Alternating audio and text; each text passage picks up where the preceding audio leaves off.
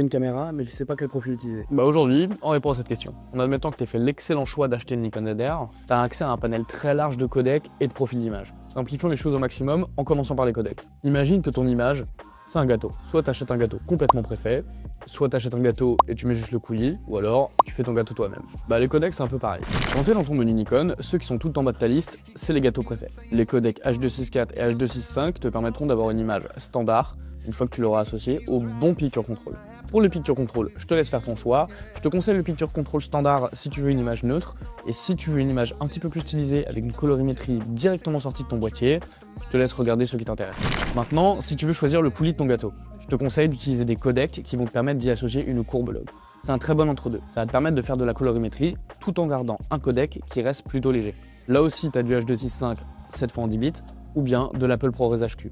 Le tout associé au OneLog. Enfin, si tu veux faire ton gâteau de A à Z, tu peux accéder au codec RAW. Si tu traduis RAW, ça veut juste dire brut. En gros, tu as accès à ton image brute, donc tu as toutes ces données.